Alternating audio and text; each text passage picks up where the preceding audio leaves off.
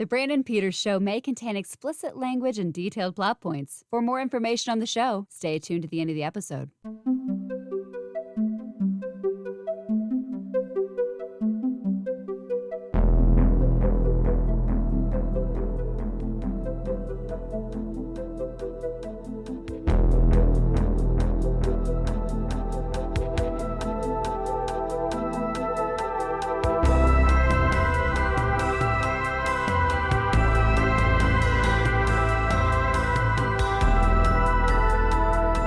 And now, here's Brandon.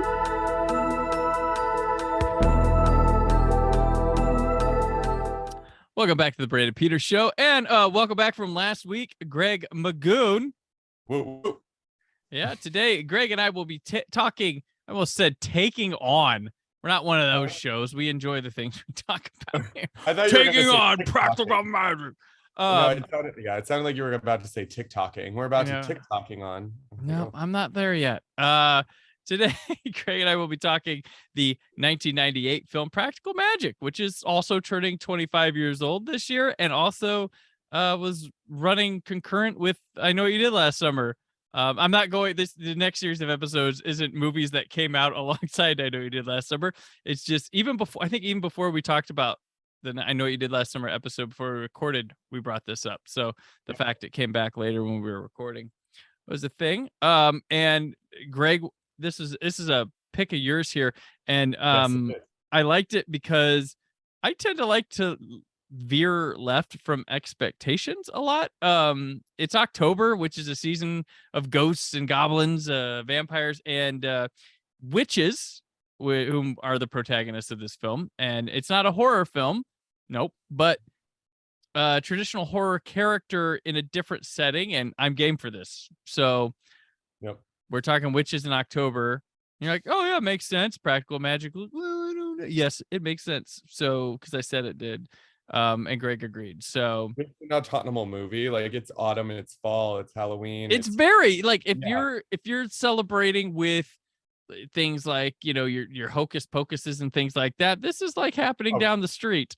You know, like it's not, I mean, yeah, it has those elements. It just doesn't have goofy costumes and some makeup. Yeah. Well, no, it does have some makeup stuff. Yeah, it does have some makeup stuff here and there, but it's in the vein of it. Just instead of biting into the horror stuff, it's going more into its genre stuff and detailing with the horror things. I think it's got that fall feel. It really, it does have its fall feel, and it just has that fall look, and it's more in line with now Hocus Pocus 2 than 1 because of the sisterly aspect of it, since Hocus Pocus 2 leans more into like friendship and family and like that bond. But it's basically Frozen before Frozen.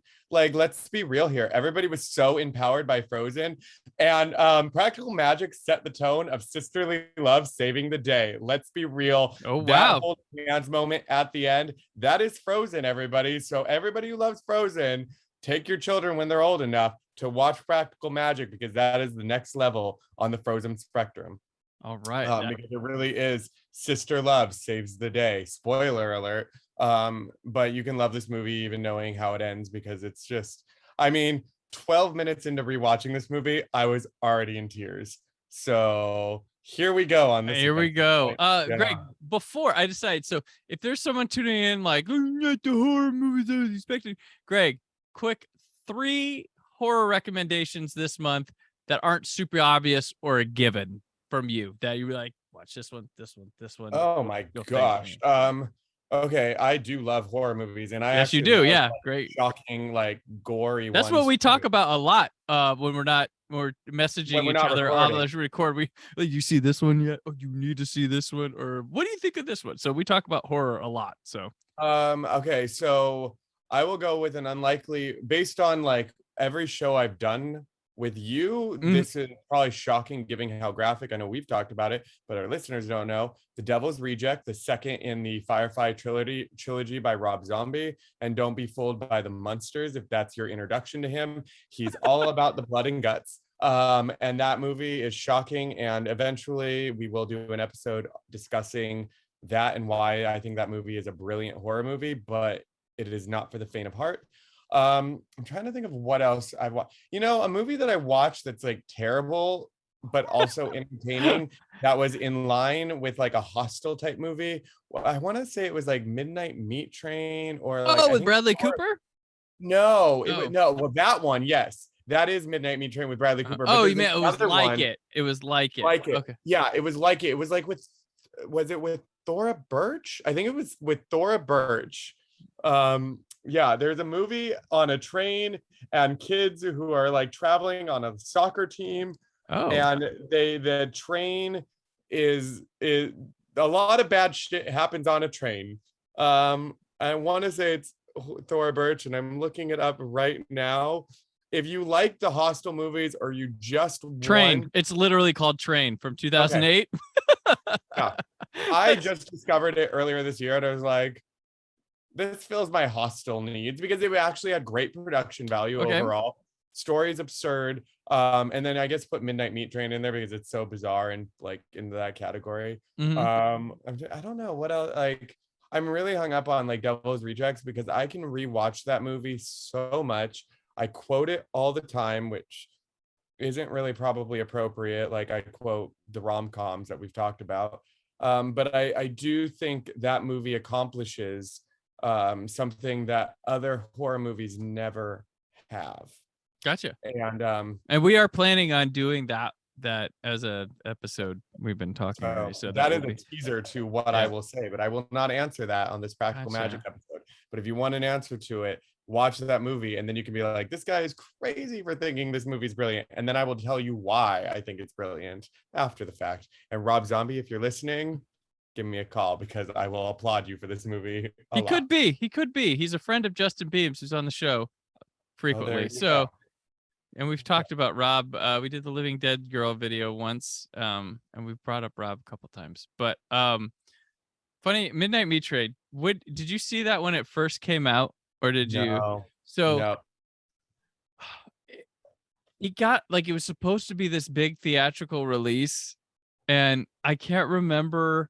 I think it like premiered on Stars or Comcast, like on demand. And it had an intro by Clive Barker, and he goes, "Hello." He's like, "Hello, this is Clive Barker, and I'm very happy to bring you the Comcast cable digital premiere of my film." Like, he started out like this, and then he realized my not theatrical thing. Like, you saw him just die a little when he introduced that. But now I think he'd be happy to have something on streaming to do stuff. He said he's gonna be writing again with the new Hellraiser. He watched it and felt like writing again. So very interesting there. All right, well, Greg, thank you for your recommendations. Love them. And we're gonna move on to Practical Magic. Sally played it safe. I don't want to fall in love, ever. Jillian played the field. But for two sisters with a magical gift, What would you do? What wouldn't I do for the right guy? falling in love is the trickiest spell of all. Is he cute? Yeah, he's nice.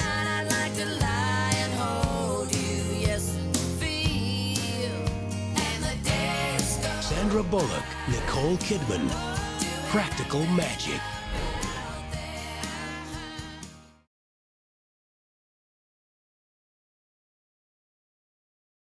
Directed by Griffin Dunn, written by Robin Swicord?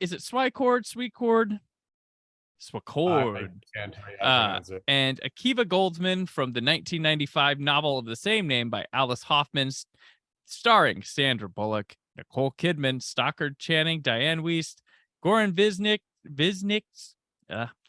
He's in the new Hellraiser. Oh, is he? Yeah. What's Goran been up to? Good to know that he was on Doctor Who. He played Nikola Tesla a couple years on Doctor Who, and he's on the new Hellraiser movie. So he's hitting up franchise genre things. Aidan Quinn is in this movie, as is Evan Rachel Wood, Mark Feuerstein, Margot Martindale, Caprice Benedetti, and Camilla Bell. And yes. So Griffin Dunn here, the star of American Werewolf in London and After Hours, and I'll be talking about him next month in an episode of Alfred Hitchcock Presents that was directed by Tim Burton. as part of that. But in his directorial career, he did Addicted to Love was a movie he did, and he's done a lot of episodes of The Good Wife.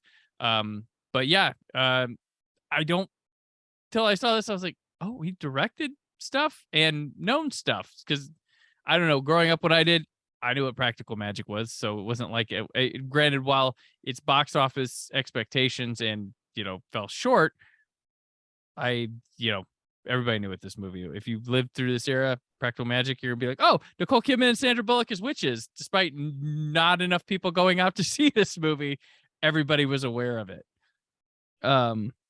It's one of those movies that I feel like would do better today than it would back in 98 when it came out. I just feel like, again, like this went through like a phase in the 90s, late 90s. There were a lot of like kind of duo women type movie. I mean, not a lot, but like, because I mean, I look at some of my favorite movies from the time and I'm like, okay, Romy and Michelle's High School Reunion is probably my all-time favorite movie, and that's two women like centric lead movies. I love Practical Magic. And then there's like Thelma and Louise, which came obviously before this. Right. But you have kind of this interesting blend of like these two women and something comes, but it's really the women supporting women like genre, like that niche that was happening in the 90s that like weren't really aware of as much, that I feel like would translate better today if it were made. Like the Fried Green Tomatoes movies that we're all trying to like, was it like the Steel Magnolias effect? Was that what was kind of? Maybe. When did that movie came out? 80s. Yeah, or 80, but like it takes a while for it just start going, and the build of that on VHS growing a following through that too, because that was a whole new thing. But because I think like this movie, and this is not a knock on this movie, and it's not a knock on romantic comedies, but I wouldn't call this a romantic comedy. It's not. And it's got qualities of one at a certain point in the movie, it does, but it's really not, and it could have got tossed with those a bit as well, but it's not one. I mean, here's the thing about this movie. I love it, and I rewatch.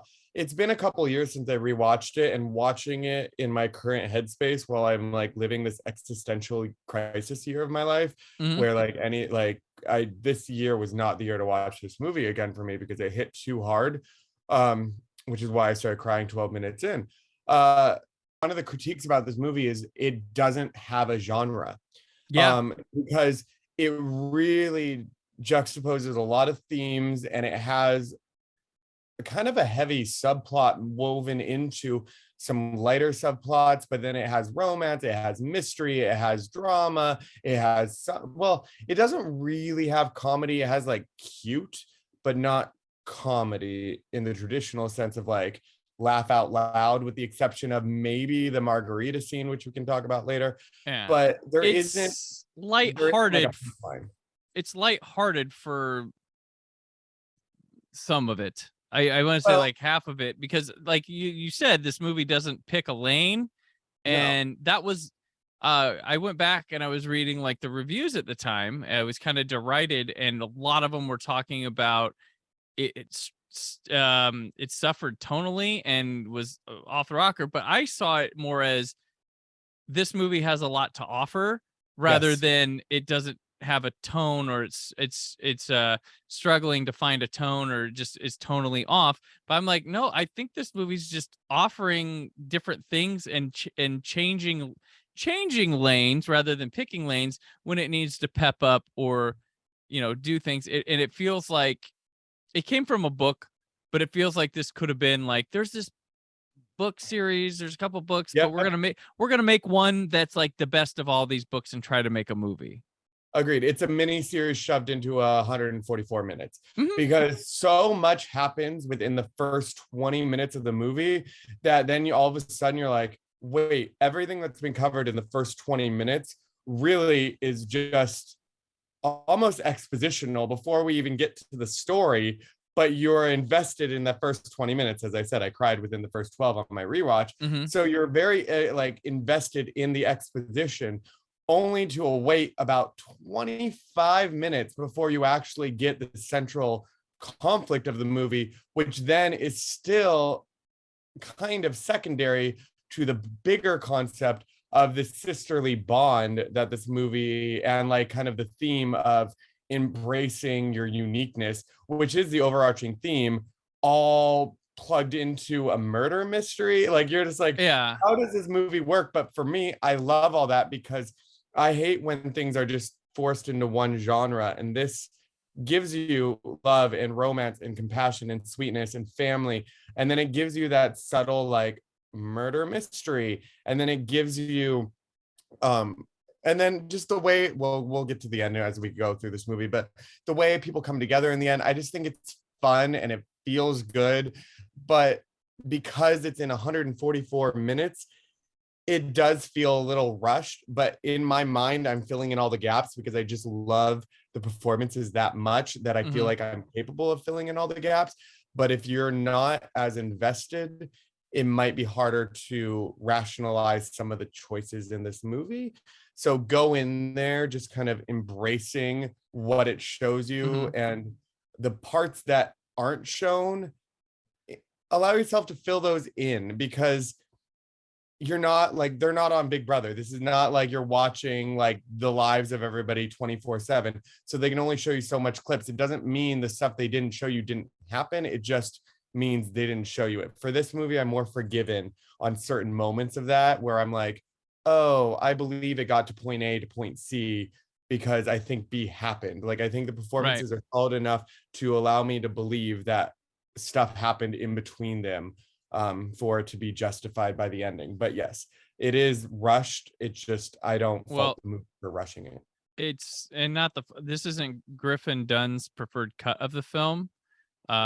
His cut went with what they tested that out. It didn't test well, so then it became the process of studio notes and chopping. So according to legend, Griffin Dunn's cut was a bit darker in tone throughout, and they chopped it up to make it a little, pep it up a little bit. I can't imagine how dark it would be because I couldn't find any notes on reshoots or anything. I think it was just cut up a bit to pace it, to move it more, but like I don't know what they would mean by darker tone. And to what you're saying about the sisterhood, like I feel like a lot of other directors or somebody would have wanted to focus more on the Goran Visnich ghost story aspect of this and make that more prevalent in this, when that's just kind of it. I think it's perfect here because it's not important for like the story at all. It's not what it is. It's important for a certain moment and development in a relationship, not to just tell throughout the movie. Yeah.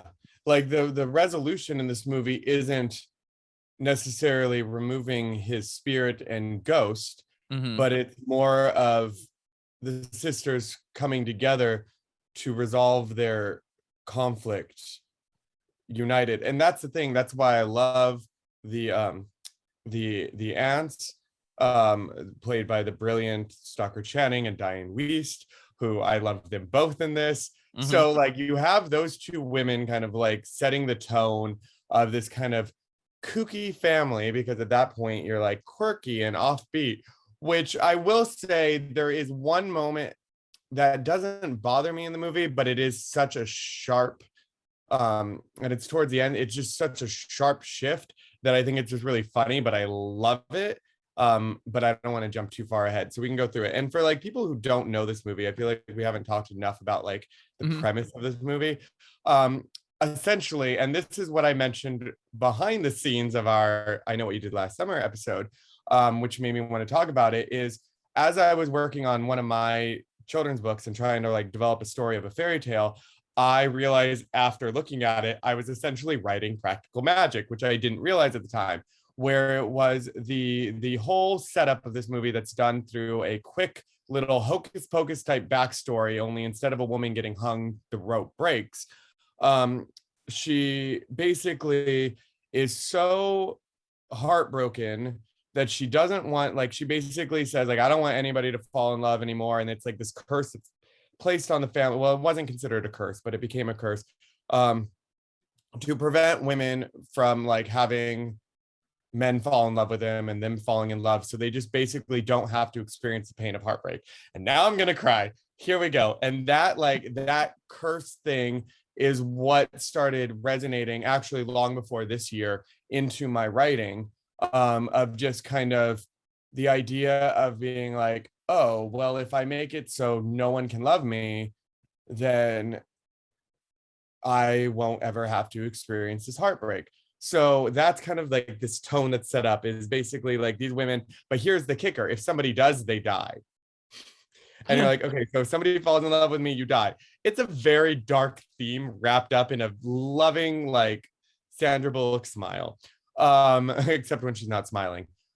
So Sandra Bullock, her like long line of curse, her dad dies, her mother dies of a broken heart, essentially, because like the curse, and it transfers down. And Sandra Bullock is like, I never want to fall in love because I don't ever want to experience this, and I don't want people to die because of me. Meanwhile, Nicole Kidman's character is, I love love. I can't wait to fall in love.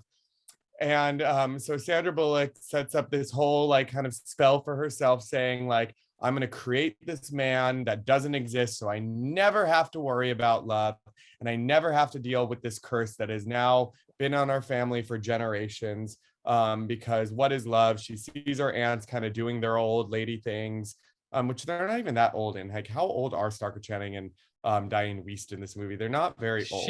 I mean, I was like, because Diane Wiest is just someone they, and I'm not, it's not a slight, just some people, it's a benefit later on, but some people just looked old when you met them and then just never aged, and they always still look that old. So like Diane Wiest, when I was watching her in like back in like Woody Allen movies and stuff like that, looked the same age as she is in this, just older than like me or whatever. Because she was always been older than me, but I think She's always been old. Because I checked on this and I was like, oh, she was like 52 when she made this movie. Okay. But I feel like she's the same now. I saw her on Broadway probably. Exactly. Like, yeah. That's the thing. The same. When you're 30 and you're in your 20s and you look 40, you're gonna still look 40 in your 50s. Like that's 50s and 60s. That's what happens. It's like to people. They when you look older at a younger age, you're gonna benefit because you're gonna look younger at that more older senior age. But yeah, Stockard Channing, she was what, 35 when she played Rizzo, so I love that for her though. No, it's a great trivia biz. Like, you realize she was like could have had a high school child when she played she could have been Lorelai Gilmore of the Gilmore Girls, as she played Rizzo. Okay, so Lorelai and Rory at the same time. No. So she was 54 when she did this. Okay. See, and then yet now I still see them in movies, and I'm like, you still are Stockard Channing, who I know and love, and ageless and brilliant. So I love the two of them and their kind of pseudo Grey Gardens lifestyle that they're living, but like cleaner. They light up the movie every time they're in it, and strangely not overdone. Like they're not in. They're good enough a presence to just know, but they will come in briefly or have like a scene here and there, but they're not like there all the time. And that's part of the brilliance of this movie, where it actually shows them, like, they set them up to be these kind of eccentric, like kooky women who are like, you get chocolate for breakfast, where really, I mean, like, those kids, I swear, like every scene, I love that like they shove that in your face, because if you look at Camille Bell and Evan Rachel Wood as the young Nicole Kidman, which I totally forgot that was Evan Rachel Wood in this, because I knew it was Camille Bell, but I didn't realize it was Evan Rachel Wood. And they have like the chocolate on their lips. I'm like, do you ever like wipe your mouths off? Like, I mean, they had a lot of chocolate. Like the art department was like, they need more. It hasn't been drilled home. They eat chocolate all the time. And then meanwhile, it cuts to like Sandra Bullock's children, who I do appreciate that it's also a brunette and a redhead. So it's like they pass down, like, her two kids are also just like her and her sister. Right, exactly. And the person they got to play their mom, I'm like, she looks like she's related to Nicole Kidman. Yes. I was like, because when they went by, I was like, oh, that's not her. Okay. Yeah. It was crazy. so they had all the chocolate on 'em, but they set it up where the ants look like they're irresponsible or whatever it may be. But at the same time, one of the founding like principles, I don't know if that's the right word, but founding principles of kind of how they live their lives is you make a mess, you fix it yourself, but we're going to support you when you need it. Like they're not going to come in and save the day. They're going to walk away until you actually come for help type of thing. Mm-hmm. So that's what I like is when that scene when they find out halfway through the movie that something bad happened after the margarita midnight moment, and they just like casually go upstairs and Sandra Bullock is like, we took care of it. They're like, mm-hmm. And they just like walk upstairs and there's no sense of urgent, there's an awareness to them, as in let them solve their own. They don't enable, there's the word I want to use. There you go. They're not enabling people to or yeah, they're not enablers. They allow people to fail and fix their problems, but still show love and support and don't criticize or just negatively treat your mistakes because it's a learning experience. As long as you learn from your errors, they're going to be there to support you through that. And I respect that message and kind of that boundary that they sent. Like this movie like actually like shows family boundaries in a way like no other movie really does, because you don't see that like, oh no, you did something wrong, you're terrible, you're this, you're just like, you're gonna live, you're gonna learn, you're gonna be treated like garbage, and you just have to get through it. So again, this movie's really ahead of its time and I love it, but I'm getting ahead of myself. So the curse happens and Sandra Bullock as a child says, I don't want to fall in love, so I created this man that doesn't exist. And Nicole Kidman's like, I love love. And that's when it hit me and I started to like kind of cry right when they became adults and Sandra Bullock saw Michael in the streets, who I still love. I loved Michael. And then she gets like, all of a sudden the Diane Weiss kind of has a little look when she sees Michael, this like grocer or delivery man or whatever he was, walking the street, and Diane Weiss kind of looks over and sees him looking at Sandra Bullock. But let's be real, anybody walking down the street past Sandra Bullock would give Sandra Bullock a look because Sandra Bullock is Sandra Bullock and she's a delight. Sandra Bullock dressed like she's like Shania Twain, 90s Shania Twain era. Like I was like, there's a look she's going for here. And I'm like, I think it's like Shania Twain, like that. I mean, and Shania Twain, who's like my ultimate being of life, who I've seen 6 times in concert and just saw 3 weeks ago in Vegas on her closing weekend. I love Shania. Anyway, so yes, Shania, Sandra dresses Shania, captures the attention of a kind and humble delivery man in the street. Diane Weiss notices it while realizing that Nicole Kidman, the sister, so Jilly, I'll start using their like character names. So Sandra Bullock is Sally and Nicole Kidman is Jilly. So and then like, okay, Sandra needs some love. So somehow all of a sudden Sally's in the garden and then she just kind of like looks up and something kind of just captures her attention out of the blue. She has like this epiphany and she starts walking back into the town. And then she sees Michael and she starts like running, like walking towards him, like a light little like mall walk jog, like you're in a hurry, but not in a hurry to run. And then Michael kind of looks at her and they start running together in the streets. And I'm gonna cry. And this is before the movie even starts. And this kiss. Yes, playing like iconic Faith Hill. Faith Hill. And I'm just like, everything about this is 90s realness that I love. And Sandra's in love, Sally's in love, and Michael has like and found his match. And then you get this like beautiful little montage of the two of them falling in love and having a family. And I just lose it because at that point in time, while rewatching this movie, here I go.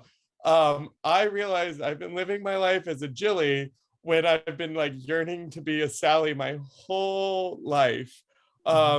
Because all Sally's been doing is like, I just want to be normal. And here I start crying. She like part of what she talks about in this kind of 15-minute epilogue expositional like backstory of their childhood is how she just wants to be normal because kids in the town are going like, witch, she's a, oh, FYI. Oh yeah, they subtitles say totally, bitch. they have a kid. The kids are sitting there going, witch, she's a witch. They snuck in a bitch in one of them. Yes, Like, they did. The I was like, subtitles say bitch. I was like, wait, that kid said bitch. Like I heard it.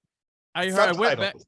The Bitch. subtitle. Oh, the subtitles said bitch. Okay. Subtitles say bitch. It was witch, she's a bitch. And I was like, what? The subtitles are saying bitch? So Shocking. it goes, the first one says like witch, she's a bitch, and then it goes witch, she's a witch. And I'm like, I was like, somebody snuck that in there or something. But when her children, when Sandra Bullock's children, when Sally's children later on in the movie are going to the store making faces in the window, it is all the subtitles the entire time say which she's a bitch. Oh, okay. Yeah. Well, So, those can be like, off sometimes. As this person who used to do subtitles, those can be off, and they use, so like sometimes they will use an earlier shooting script for the stuff. They hand them to people who English is not their first language, and they just give them the shooting script, and they don't know what's different. They'll type it out to sync up with things where they think it's working. And then a person like me, I would get it and I'd be like, that doesn't match. And most studios be like, I don't give a shit. Yeah. So if you're watching this with children, just turn off the subtitles during certain parts. You don't want them to read the word bitch multiple times, because you do see that caption a lot. And I was like, but I feel like it's true. I think they were saying witch, and yet the subtitles in the second scene, not the first scene when they were doing, I think in the second scene they are saying witch, but the captions all say bitch. Anyway, so Sandra Bullock is being kind of tormented, but the whole family is kind of being tormented as children in this town, which is also funny that like the family, and you know what, this kind of relates to another movie that I love more than life itself, Chocolat. Where it's like a mother and a daughter who are kind of ostracized from town to town or for their beliefs and just what they do. Oh, God, I love that movie. Anyway, we almost did that one once, I believe. We did. We chose that something was my else. other option instead of Don't Tell Mom the Babysitter's Dead. Actually, for the very first show, I was debating between Chocolat and Don't Tell Mom. Okay. So anyway, I love women-led movies. Apparently, like all my favorite movies are like woman family-related movies. Anyway.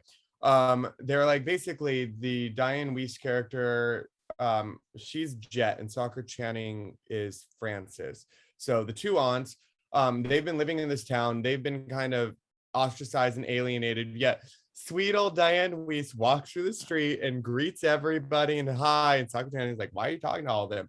And the kids are getting, the kids get attacked more than the aunts actually do in these movies, which is kind of bizarre. That the kids are more criticized for their parents' behavior or their relatives' behavior. Kids don't have their powers harnessed. Yeah. So anyway, so that's backstory to Sandra Bullock, who wants to suppress everything inside of her. This is a very queer story too, and then it becomes very oblivious, like a very blunt at the end, because there's a literal coming out at the end of the movie, but not in a queer sense. We'll get to that. So this is like Frozen before Frozen, and a queer movie before like Frozen, and all the things before all the things. Anyway, Sandra Bullock just wants to be normal and just have her life, but she doesn't think she can love because of this family curse that if somebody loves her, they're gonna die, and it's all because of a beetle. That was the weird kind of thing. It was like the sound of the beetle. Yeah, it's like, oh shit, damn it. Not again. Which that's the one thing that I'm kind of confused on is the logic, not the logic behind it, but how quick, like at what point does the beetle activate or this curse that, because at this point she's been with this man for at least 8 years or longer. Like daughters look how old?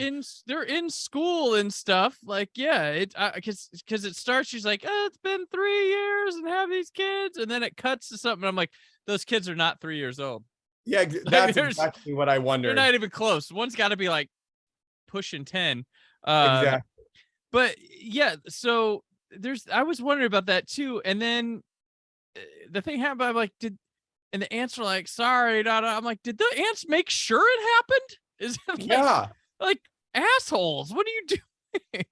like, because it's like, wait, so he didn't fall in love with her until her kids turned 10, or like she didn't fall in love with him until her kids turned 10? Like, I just don't get, like, It's like, how you know did what? they I'm in for this. get to the wedding if this curse exists? So I don't fully understand. Like, do you wait till you're too in love and too happy? And that's when I just started sobbing during this movie. I was like, of course, it's just when you're too happy and you're too comfortable, and then they decide to rip everything from your life that you've wanted and you've longed for forever, and it just all gets taken away from you. So it is the worst, like, curse in the entire world. Because But you know what? What? Nicole Kidman comes back home to town and says, you know, somehow heartbreak feels good in a place like this. That's my aim. And it all. Wait, so is that AMC, like, theory? Is her character in that AMC commercial not Nicole Kidman, but actually Jilly It is. from Practical Magic?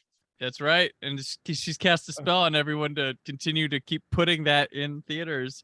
The unlikely sequel, like, clip from Practical Magic is Nicole Kidman's AMC commercial as Jilly, where she does talk about magic in that, right? Like the magic movies and everything. Yep. So, you know what? There we go. We are getting subtle teasers into a sequel of Practical Magic, which Sandra Bullock and Nicole Kidman back in the day, and I don't even know how recently, said they would be open to a sequel. Well, Watch.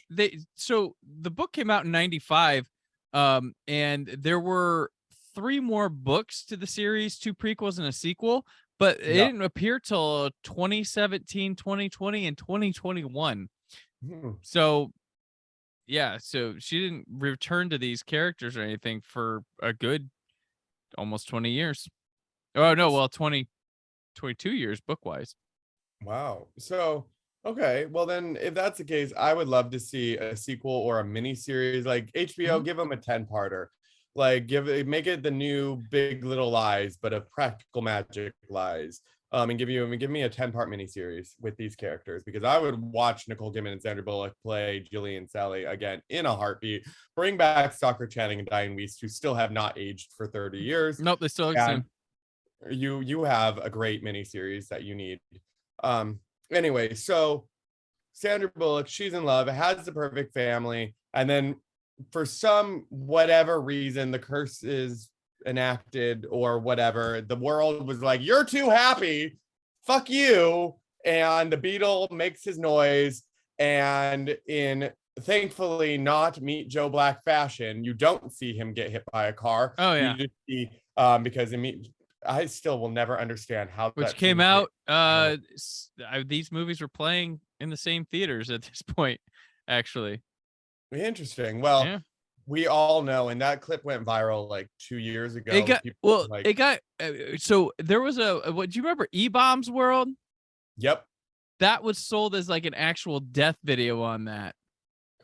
Because there was like weird stuff on that E-Bombs World site where it was like actual death, and I like watched it one time. I was like, oh crap.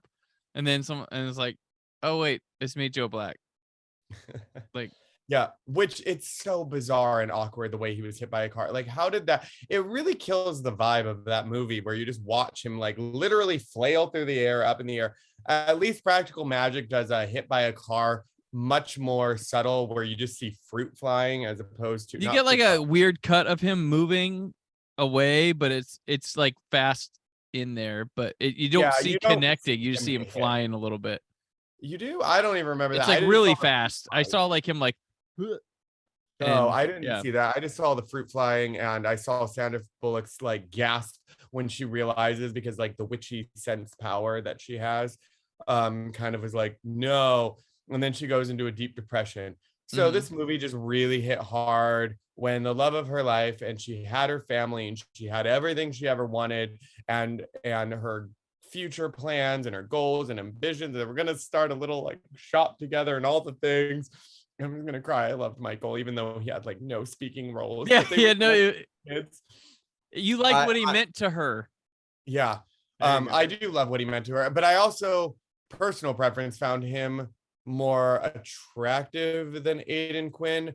But again, not that Aidan Quinn's unattractive. I'm not saying that at all. I'm just saying, for me, my personal thing is I would have been more attracted to a Michael than I would of an Right. Was this Quinn. Aiden Quinn's like last, like, well, I'm a hunky guy in a leading type Yes. role movies?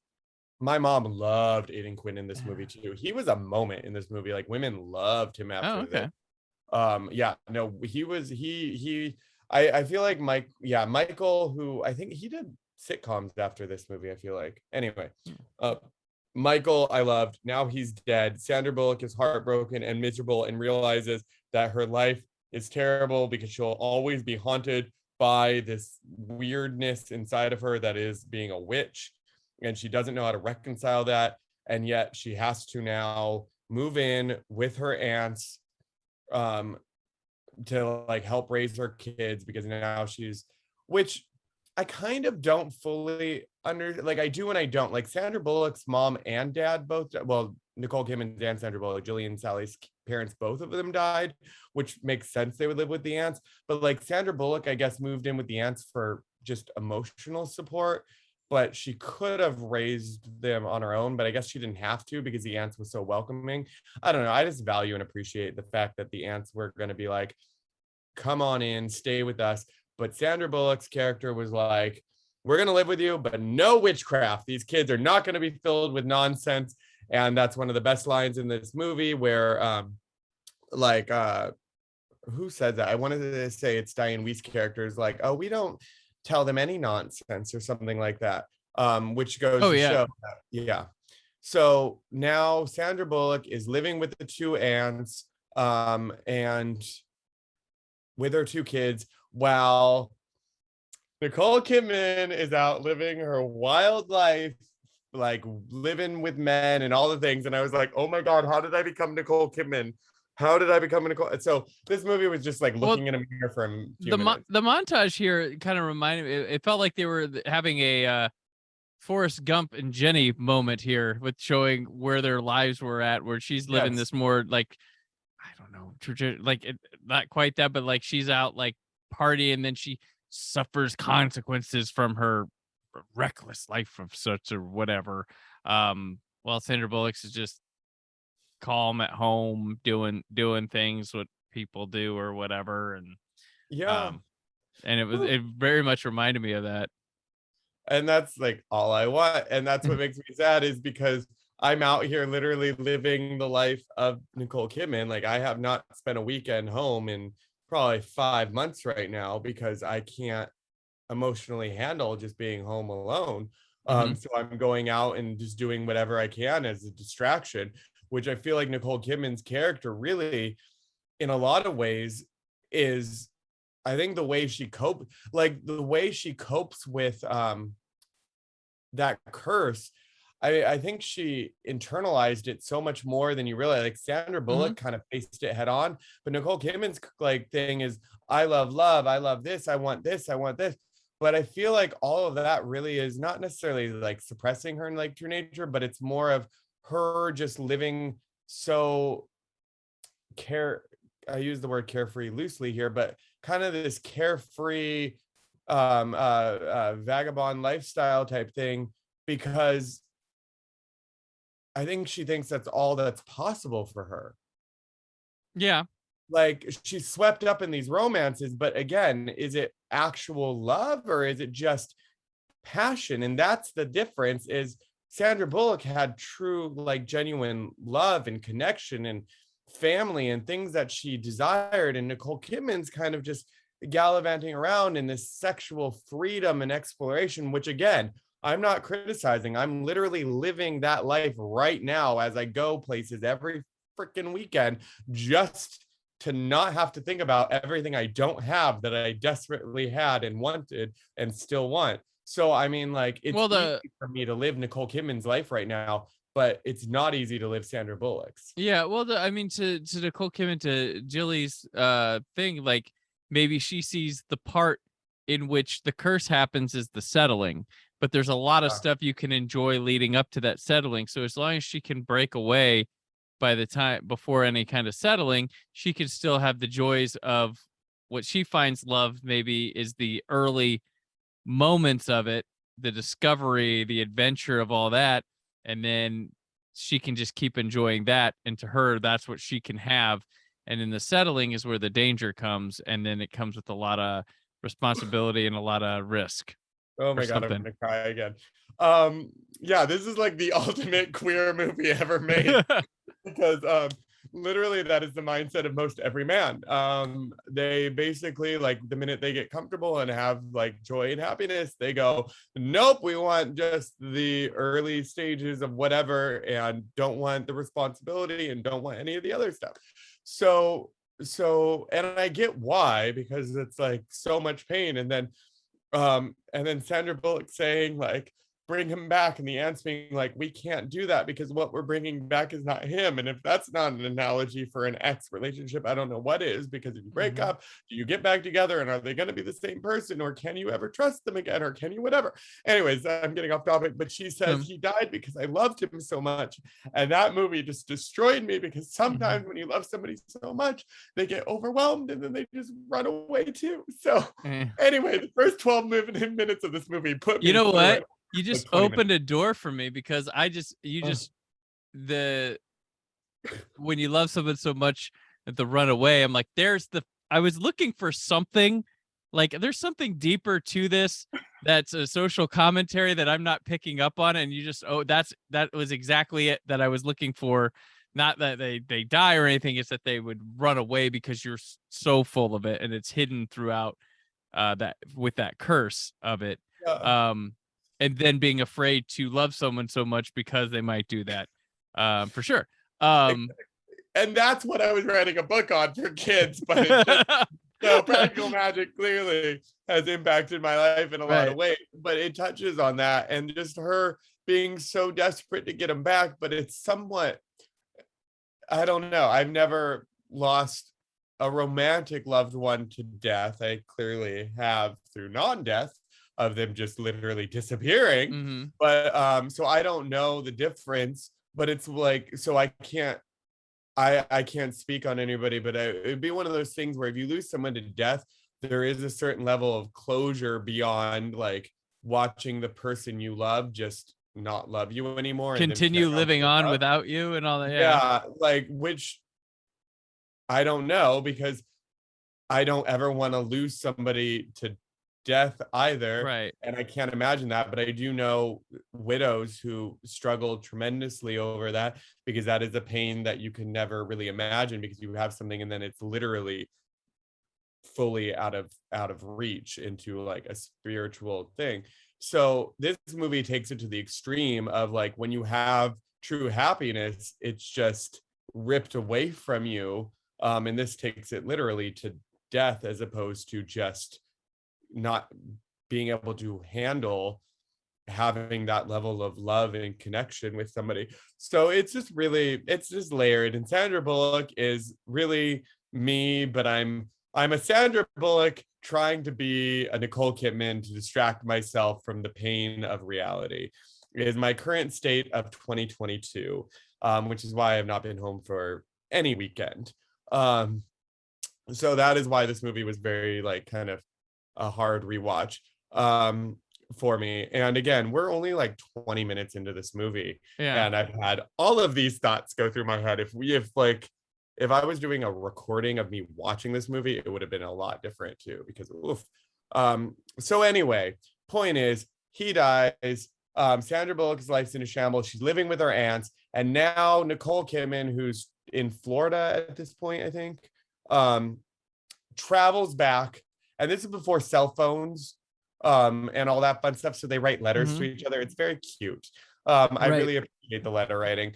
Nicole Kidman comes back.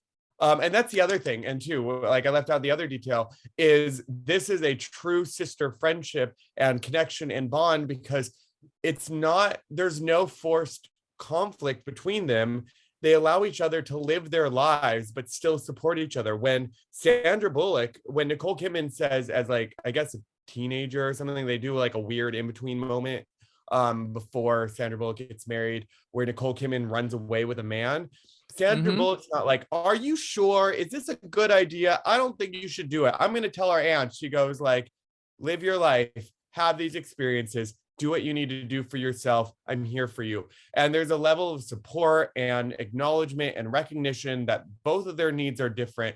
both of these sisters are both different yet still united and still blood related and still family, and yet they're going to allow them to have they don't criticize each other's choices or their wants or their desires or their futures, but they allow them to breathe into it, and yet they still listen to the stories. And a lot of movies want to like pit people against each other, and this movie doesn't pit women against each other. Nope. At least in the central characters. It does within the town, but that's all Right. from ignorance. So like the main conflict of like all the townsfolk and like these women is the ignorance of what witches really are, but the actual Right. central core characters are not impeded by forced or convoluted or judgmental conflicts, which is just refreshing. That you actually kind of see that these sisters are like, well, we love each other and we have different desires and we have different wants, and we're not going to say you're terrible or bad because you like these things, but we're going to just, live our lives, and we're not going to ever be a part of each other's lives. And I think they recognize that if they do start attacking and criticizing each other for their behavior, that's what would tear them apart, not the actual actions itself.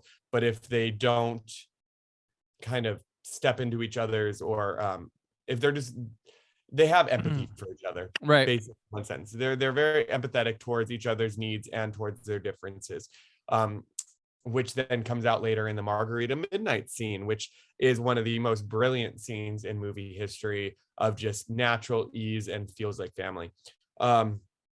Anyway, so Nicole Kidman comes back, and because Sandra Bullock is crying in bed, miserable that the love of her life is gone and dead, and she's sad, living in a home with her aunts again, knowing that she can never love again, because if she does, she's going to go through this pain and heartbreak all over because of the stupid family curse.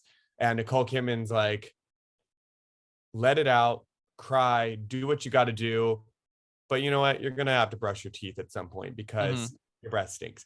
We got like, it's just, I believe them as sisters, even though they look nothing alike, and Nicole Kidman's accent is still Nicole Kidman and Sandra Bullock is just the delightful Sandra Bullock. Well, it's cinematic, yin and Yeah. yang visually, and I'd buy it too, because there's the scene where Nicole Kidman first comes back and they're hanging out up in the room, and there's something so genuine and natural about it. The way both the performers are, the way they stage it, when she's telling her stories and Sandra Bullock's in the bed just like that, and it's just, I was like really caught in that one. I was like, wow, they are so, like, I could have just tuned the movie in right now and gotten a whole lot just from that.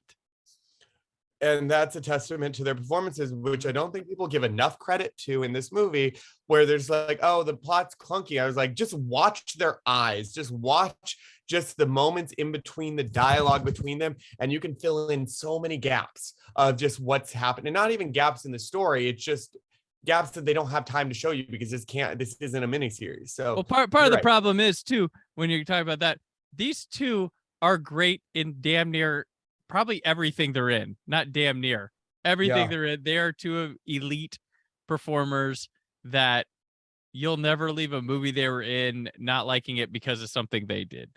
Exactly. Like, they're just on another level, and they can bring something like, this could be a lesser movie big time with, two different performers, because I think personally for me, they like the script, we talked about a choppy movie, but these two elevate the movie probably like a level above what it was on paper. Like, I think they add that much to it, and then to have even more in your back pocket, the Diane Weiss, Tucker Channing add even more.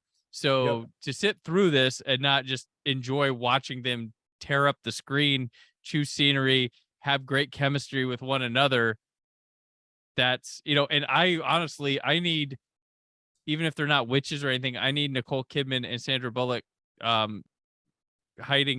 solving murders or covering up murders more often, because it's a hell of a lot of fun to watch them go through that. Yeah. Agreed. Which now leads us to the actual like subplot of this movie, which you would think would be the main plot of this movie, is Nicole Kidman came back to like kind of support Sandra Bullock during her mourning period of time. And then Nicole Kidman now has a problem where, again, I relate to these characters way more than I should as an adult, which I didn't fully appreciate in 1998 when I saw this in theaters. But Nicole Kidman is in this whirlwind romance with this man. What's his actual character? Jimmy Angelov. Jimmy Goron, I remember. Because I remember I had a moment with the Goron in New York once, so I that name is like, oh, I know a Goron. Anyway, his character is Jimmy. Nicole Kidman now is with this man, sweeping romance, but things get a little out of hand, and he is not the romantic type that you would expect. Toxic masculinity, violence against women, throw all that into a 90s movie. You have to have a woman be like attacked and all those fun things that they suffer with still to this day. So now Sandra Bullock has to like kind of come to Nicole Kidman's like side to help her out of this kind of very toxic relationship that at first didn't feel like a toxic relationship, which again, very hits too close to home for me right now. Not recently, but just like back in my 20s. Sandra Bullock is too close to current Greg reality. Nicole Kidman is too close to 20s Greg reality, but now I'm reverting back to Nicole Kidman reality after experiencing Sandra Bullock. For you listeners, if that made sense, good job. Anyway, Nicole Kidman, abusive boyfriend, Sandra Bullock tries to protect her, and they accidentally kill him. Whoops.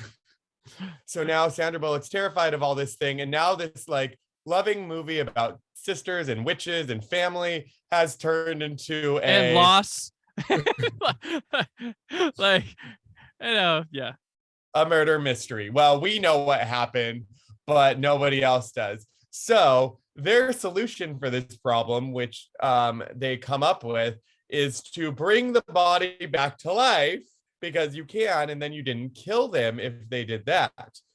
And this is where I had a slight problem with this movie, but not really, because it still works. But so dead body, they bring him back to life. And I love that Sandra Bullock is like, I need something white to write with. And Nicole Kidman, within 3 seconds, turns around and grabs whipped cream and said, it's all I could find. It was like, you looked for less than 3 seconds. You didn't even try to find it. They're in a panic. Yeah. I just, but it's funny because it works so well. And in reality, you're like, you didn't even look. You just grabbed the first thing you saw, and it was whipped cream, which who leaves whipped cream on the counter like that? Anyway, so they do the spell, and they try to bring him back to life, which again, we've been warned about already, because this movie really does acknowledge your prior plot points that do pay off in a lot of ways. The witches say, like, their aunts say, like, oh, we can't bring Michael back, Sandra Bullock's dead love, because they're not the same. So now Nicole Kidman and Sandra Bullock are bringing back this asshole to life, and the spell works, and he comes back to life. And they kill him again because he's crazy, and he like starts strangling Nicole Kidman. And here's what I'm wondering. This is like one thing that I had a thought of during this movie rewatch is, okay, man comes back. He's hostile. He's violent. He's screaming at Nicole Kidman, you will marry me. I will marry you. Whatever it is. He's basically, you will be my wife. And he's like strangling her. And Sandra Bullock knocks him over the head. At that point, he is currently inside their house. Nicole Kidman already has an established relationship with him.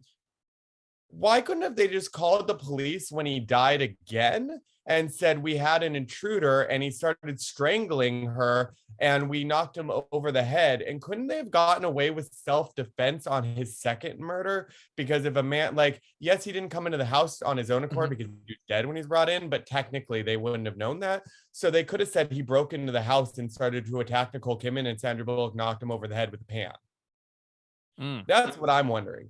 I don't know. I could be wrong, but I just feel like he was very volatile, very aggressive, and they killed him again because he clearly was going to kill them if they didn't do it first.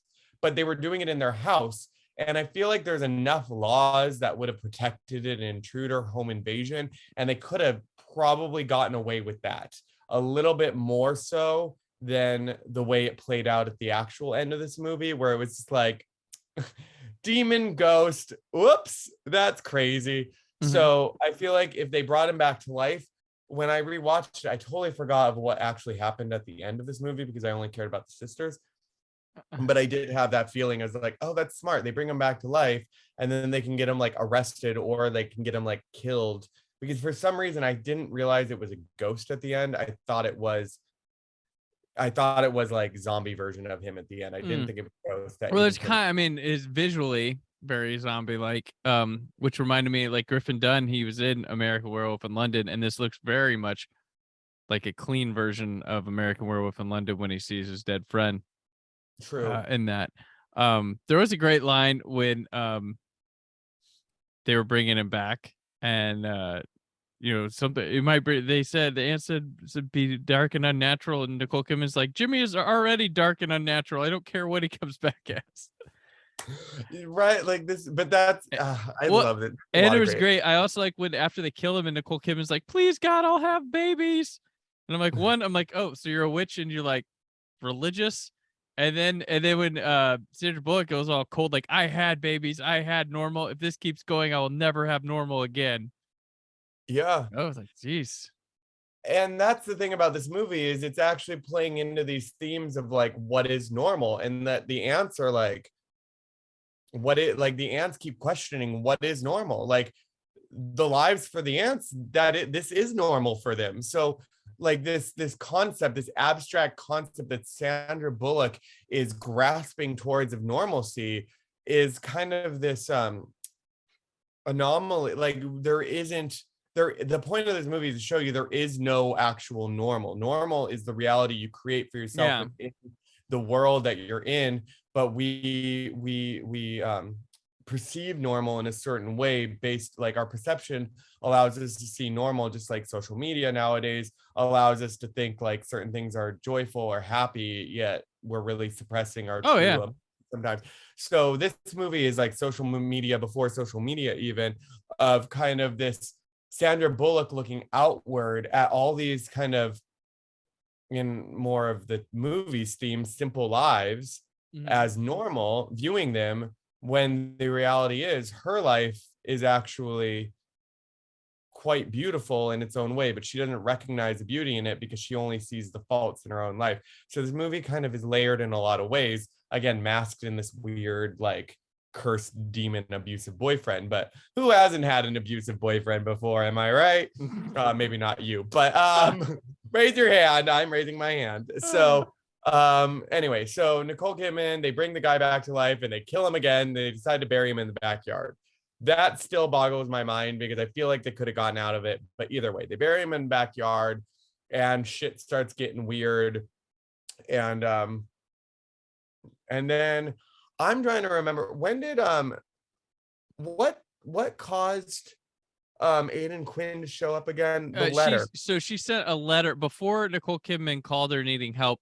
She mailed a letter to her about stuff, and she put it in the mailbox. Then the call came, and then she went to see her and never took it out because she was not going to mail the letter. She was going to change her mind, but then Nicole Kidman called, and she went. And so the letter got mailed anyway, and it went to. She was living with Jimmy Angelov, and the detective. He was Aidan Quinn's a detective, and that was in the mail. So he went to trace that letter where it came from. That's right. And the letter that he read over 1,000 times, which is what brought him here, because he loves Sandra Bullock so much. I love this movie.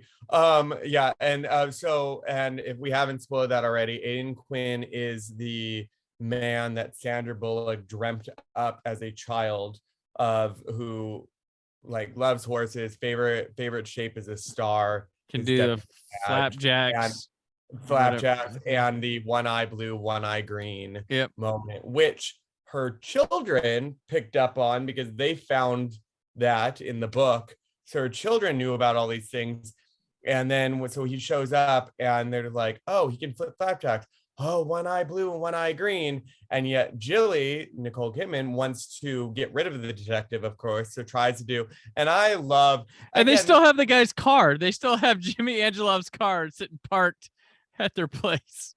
Yep. And he does say something about that, but Yep. Sandra Bullock's reaction is also so endearing and brilliant when her two kids run off from the table, off like they run towards a cliff too. That's even funnier to me. Mhm. They run towards a cliff with the syrup that's been like spiked with a potion to banish this man, because the kids are like, oh my god, my mom's dream man. Like, I love that the kids are playing Cupid in that moment. Like, you don't really realize, like, Sandra Bullock has no idea, but like the kids are playing Cupid. They're like, we can't send Aiden Quinn away. He's the man that mom dreamt about when she was a child. So they run away with this. Her true love, not our dad. Her true Yeah. love.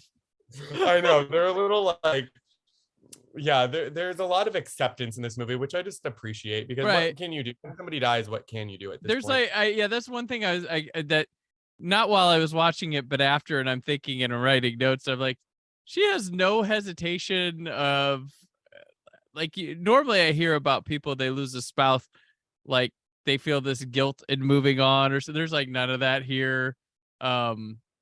And it's just like, what was he? Other side, a forgotten Act 1 thing that, and they're like, here's my true love. I mean, It's weird. It's kind of weird. It just decides to go with it with the Aiden Quinn thing and just make you realize it's a help for her to move on and to people to be happy. But I was just like, there's just really, this movie doesn't have time for her to sit and wallow in moving on, No. because she's already got her sister. She's got a murder plot she's covering up. This guy has become here that's like matches what she made up and wasn't supposed to exist. And the town coming together. Yeah. But yeah, I don't like view Aiden Quinn as a true, like, I mean, he's another love, and he's the one that like she dreamt about, but not dreamt about, like she concocted, but she said it herself. And that was another brilliant line in this movie, when he abruptly kind of makes a pass at her after she can like confesses to murder. I mean, if that doesn't get you hot and bothered, I don't know what does. Like she literally was like, well, what if I did kill him? And he's like, well, I think you should stop talking, but I'm gonna kiss you now. So that scene was a little abrupt, but I mean, the sexual tension was already there, and it's Sandra Bullock, and I get it. And she was into it. So it wasn't like he was being like pervy using his power cop moves on her. I mean, she was into it, but she was conflicted. But at one point she says, like, how will I know if this is not just the spell that I cast, or if this is real? And how will you know if this is like not me, what you wanting to say, or the right. So I don't think that, like, I think had Michael not have died, I think she wouldn't, I do not believe that she'd be longing for someone else. I just think that the only way for her to get out of it was to show that this man, but also she was a child who didn't know what love was, and also kind of Frankensteined her like future love with like these arbitrary traits that really And he aren't likes Frankenberry cereal with chocolate milk in it. Yeah. And I get, yeah. It's not a matter of like actual, like, this is the true love of my life, but it's more of, there is love still out there for you. At least the way I interpret it is, there is still love out there after you lose love. I think this movie doesn't so much go into like there is only one soulmate for you, but more of you can experience love in different ways, and you can recover and you can heal. But again, this wasn't like a 104-minute movie or 114-minute movie. And it can't like go into depth about a murder mystery and a family curse and children and school and town antics and behavior and politics. Like it shoves a lot of themes into one movie. So I read between the lines and said, Aiden Quinn, like, for her, the only way she was going to get over her grieving period was with something she concocted as a child, as a dream, for her to realize that there is still more out there. I don't think it is like, oh, dad's replacement, the person she was really meant to be with, because I think Michael probably would have been it, even though her aunts kind of coerced that into a reality too. The Aunt Robin of Practical Magic, Aiden Quinn. Yeah. So I think, yeah, but here's the thing that I'm confused about was the curse over after she met Aiden Quinn? They broke Or, it like, during the sisters the bond, not right? exorcism thing at the Yes. end. They See, broke it, the curse during that. Frozen just stole that. Like, I mean, Anna got hit by like Hans's sword and like thing, whatever happened. And Elsa became unfrozen, and Sandra Bullock cut her hand and put her blood with Nicole Kidman's, and the spirit left, and everything in that family is now safe, and love prevails. Not only familial love, but also romantic love. So now everybody can go and love and be free and happy. Again, the queerest story ever made, as told by Nicole Kidman and Sandra Bullock. So And they never reprised This Kiss. I thought they would. Like, yeah, that's true. it's a big song. I was like, it never came back. It was literally just open. Maybe it was because it was her and her husband's song, her and Michael's song, so they didn't want Which to do that. again I Yeah. value, but also because it leaned into the witch thing and she embraced her true self, and then it just went into Stevie Nicks territory by the end. Yeah. And it was a Stevie there you Nicks go. song over the It's credits, Stevie wasn't it? Nicks. Yep. So, which great soundtrack on this movie, which we'll get to. So anyway, point is, Aiden Quinn's there trying to solve the mystery of like how this man died, and he like found out because of a letter Sandra Bullock wrote that he read, and he's trying to determine what happens, and the kids realize that this man is similar to this man that Sandra Bullock described as a child of like what her ideal man would be, which no child really knows what that means. I didn't know I would fall in love with a redhead, but here we are. I always thought my ideal man would be a brunette. So who knows as a child what you love and what you don't love, but her kids are childish and fun, throw syrup off a cliff. But Sandra Bullock's reaction was like, I guess they don't want the syrup. And you're like, and Aiden Quinn's is sitting next to her, and no one thinks it's weird. Meanwhile, most parents in a movie, or at least in 2022, would be like, don't run towards the cliff, children. And what are you doing with our nice dishware? So it's a very funny scene, but Sandra Bullock is just very charming as a mother with her two children in that moment, where she allows her kids to frolic off, run like off a rocky high cliff, and throw the syrup little dripper into the ocean for whatever reason. But you know, her kids are skipping and joyful, and Sandra Bullock values more than the object that the syrup is in. And I think that scene is oddly powerful in a weird way. What was in that syrup? Yeah, what was in that syrup? But it was just, there was something very powerful in that moment of just the mom not getting mad, the kids like being joyful and cheerful. It still like freaked me out that they were on a cliff. Like I like actually like grasped my chest. It was like, don't fall, children. Like, oh, you know, you're an adult when you watch children on screen in dangerous situations. You're like, don't fall. But if Sandra Bullock was calm, I can be calm too. So anyway, they do their thing. He's there. He's finding out what happened. Sandra Bullock's overcome with guilt. So she decides, and I already spoiled this, she decides to like confess to the murder because like the body's doing weird crap in the garden and raising. And then that's when she goes to Aiden Quinn and she like sees the letter that she wrote. And he's like, oh, I read it just a couple of times, lying to her. And then they like start making out and like getting hot and heavy. And then she's like, I can't do this. And then like runs away.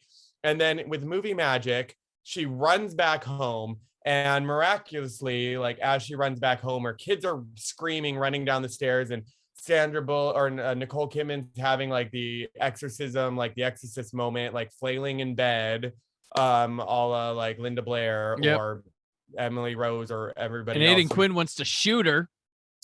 And Aiden Quinn miraculously is minutes behind Sandra Bullock, not even minutes, like seconds behind her. But I mean, it did establish that Sandra Bullock ran home, and I'm wondering if Aiden Quinn drove, which is like how they ended up like being simultaneously, like kind of getting there almost at the same time. Possible. But I'll allow it. I support that. I approve. So he like goes in there, sees like Nicole Kidman's like flaily little like exorcist moment, and then all of a sudden through movie magic, the body of Jimmy like comes out of her, and Aiden Quinn's like, what the hell is going on, everybody? What am I looking at? What is going, like he didn't know what was happening.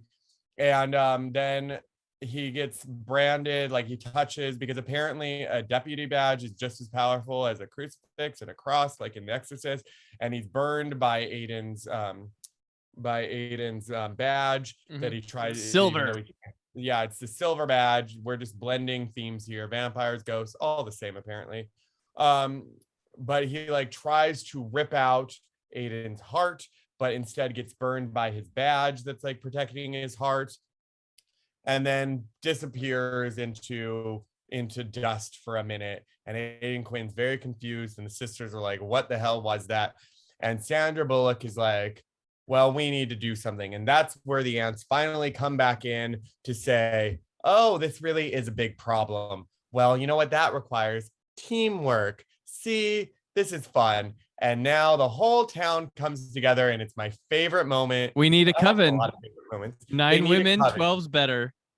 And then in between them, there's only 6 of them. There's the 2 aunts, the 2 sisters, and the 2 daughters. So there's 6, and now they need more.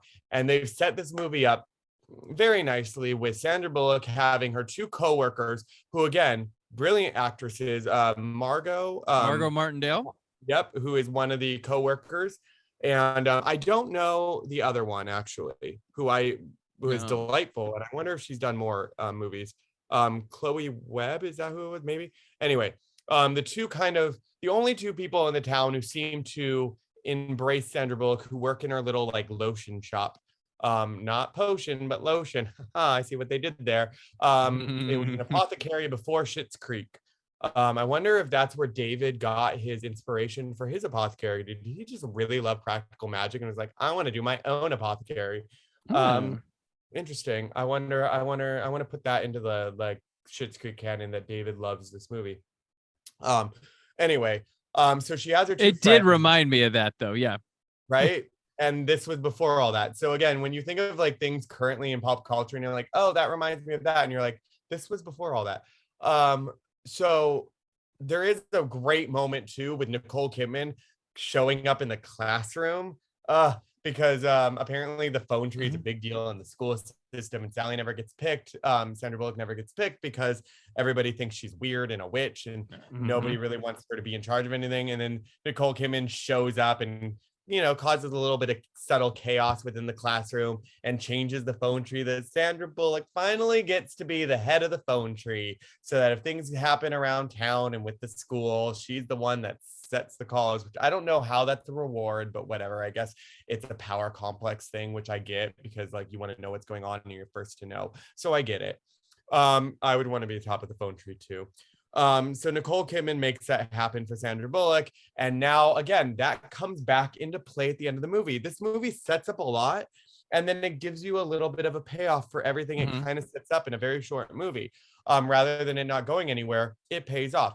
So the phone tree now, Sandra Bullock's like, hey, everyone who hates me in this town. So you know how you all call me a witch? Surprise, I really am one, which I feel like, so that was her coming out moment. That's like her like, I'm gay moment, or whatever it may be. And for some reason, after all these years of torment in this town, the town's finally like, oh, finally, she's not trying to hide anything anymore. We will accept her. It's a very roundabout way of doing it, but I value it and appreciate it. But it's one of those things where like the town was only tormenting her because she wasn't accepting of herself. Yeah. Interesting. Like unfortunately, that is not very like LGBTQ community friendly, because like the minute you do reveal that, like you're usually not, like, depending on where you are, not so welcomed. So it's kind of like the ideal situation is when you do say that about like yourself, everybody's like, great, glad you're like comfortable being you. Well, we mentioned Schitt's Creek. It's kind of like that. Like, yeah, just little podunk towns okay with that? Okay, sure. But yeah. And in this movie, they weren't okay with it until she opened up about it. But I guess it was the fear of the unknown in this town that was kind of causing the chaos and the distance and the separation, because you didn't know why they were being secretive about it. I feel like the town was more on guard because it's like, what are they keeping a secret? But the minute they opened up about it, they're like, oh, well, I guess it's not scary if they're sharing it with us. Maybe we were wrong this whole time and we were projecting on them like losers and idiots and ignorant. So I guess everybody in the town finally came to realize, and all these women who are ostracizing Sandra Bullock and Nicole Kidman and the aunts were like, wait, we get to go into the witch house? Because I feel like they always, but like Diane Wiest was always so friendly. So all these years in this town, nobody was like, can we come inside? Because Diane Wiest would have let them inside. Right. But nobody did that. And then like, who wouldn't want to be Sandra Bullock's friends? Let's be real. Like, come on. Anyway, they all wanted to be friends with them. Apparently this town genuinely did like these people, but just was so skeptical or doubtful or whatever about them, that once Sandra Bullock came out, and that was an actual line in the movie, is she actually says, Sally just came out, as like the I think Margot Mattindale's character. I have the like, best news. Sally it's Chloe Webb's character. Chloe Webb. So it is so who also, you said familiar. She is the Nancy of the movie Sid and Nancy. She did 7 episodes of the first season of China Beach. If you remember that show from back in the day. And she was also in Twins. That was some of her notable movies that she was in. Well, there you go. So she has one of the great LGBTQ lines that she didn't even realize at the time is like, Sally just came out, in this profound way that she's sharing the news. And it's very celebratory. It's a celebratory moment of Sally like taking the initiative to do it. And that plays into something that, like, when the syrup moment, which I already talked about, that I love, there was another important little line during that scene when the kids are talking. I think it's during the syrup scene. The kids are talking and they say something like, she has all this power and she doesn't even use it. Or I think it was one of the kids. Yeah. I know. Yeah. And that is also a kind of a profound line too, whether it's witchcraft or not. Sandra Bullock's character, I'm gonna cry again. There's a lot about her that she kind of lives with these guards. Like, she is very clearly that she lives with a lot of guards up, and she expresses that more openly than Nicole Kidman, who's also guarded, but in a very different way. Nicole Kidman guards herself by being more eccentric, by being sluttier, by being all these things, which is more of my go-to, rather than kind of this internalized thing. I externalize a lot of my guards. Okay. And yet both of them aren't really, in their own way, both sisters, Nicole Kidman and Sandra Bullock, but it's more placed, the burden's more placed in Sandra Bullock because she's looked at as, the movie does it. I don't, but the movie kind of looks at her as more of the weaker one because Nicole Kidman's so like boisterous and eccentric and wild and all that. Right. And Sandra Bullock's a little bit more like internalized and just meeker in her approach to things. And yet everybody's like, use your power. Like, she's not really recognizing all that's inside of her and letting her out. And her kids recognize that. And there's something profound about that, because once Sandra Bullock actually stops denying this part of herself, she's able to actually start having the life again that she wanted. She wanted normal. And by embracing these kind of eccentricities and these weird little aspects of her life that she thought separated her, it actually ended up being what united her with everybody in the town. And that was in a non-traditional sense of her using her power. It wasn't witchcraft that was her power. It was just her being true to herself. That was her power.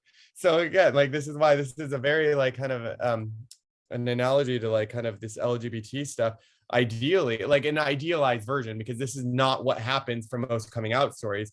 Again, like, if you look at Hocus Pocus, it's a completely different thing. Like, the witches were like, we're witches, and they're like, burn them, let's hang them. In this movie, it's like, we're witches, oh boy. So again, this is a very nice, idealized version of coming out, whatever that may be. In this case, it's still, but it is your differences. And ideally, in an ideal world, coming out, you would be welcomed and celebrated, and people would want to learn more and understand that. And you have that in this movie. You have these women who were very critical of them now showing up to their house to do spells. And for me, I'd be like, this is badass. I'm on my way. Like, call me, like, sign me up. Mhm. So they all come together and they even bring brooms. Like, I like that it played into a little bit I of did, that. yeah. They have the circle of brooms is really cool. Yeah. Like that little bit of like classic witch trope of like brooms. Like, why not? If you're gonna lean into it. Well, And they they even show go as up far and to sweep it to the grave too. That's what I think is cool. I like that touch on it. and there was no criticism of it. Like, they kind of just went in going like, we're being welcomed. They want us here. Well, they're And we excited, yeah. know what's happening. Like, it wasn't just like a casual seance. Like, they were in a full-on horror movie Well, at the end, just with cute music. I did notice. Yeah, I was like, this is the most pleasant montage build up to an exorcism sequence in a movie I think I've ever seen. It's like, we're gonna get the demon out. Da, da, da, da, it's all good. Da, da, da. And then it got intense. But the leading up to it, the setup and everything was like lighthearted. Everybody having a gas. Oh yeah, we're good. They even have a scene where the kid is rolling Nicole Kidman in a chair and she's possessed. She's like, ha, we're having fun. Like, I was like, Just fully bound and tied up too. yeah, Like, she's like, and ah. everybody shows up just like, wow, so this is what really does happen here. Meanwhile, if you were to just isolate that scene of when they make the broom circle, you would swear it was in a 2000s horror movie of Is one this of like the like an older craft movie? Like, is that what this? Yeah. That, but nobody then, and then like they're all banded together and they're all so joyful after they sweep the ashes of their dead evil spirit demon. So he into was the a garden. drug lord, right? He was killing. Yeah. He was a serial murderer. Okay, we're good. It's so joyful. Like, It has a joyful knee ending. slapper. There's a knee slapper in there too, because Stockard Channing and Diane Wiest are like, oh, and one of the women go, are we supposed to be saying this? Yes. I was like Like, that was it's a just, good line. That was I like that one a lot.